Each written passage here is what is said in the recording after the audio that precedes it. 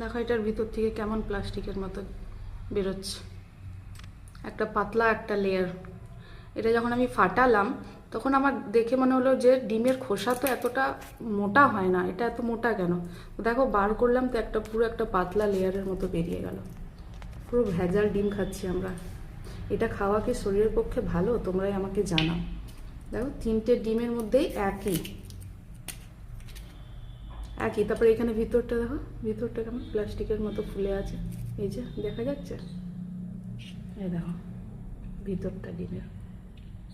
তোমাদের কি কারো এমনি হয়? তোমরা কি এমনি ডিম খাও? আমাকে একটু জানাও তো।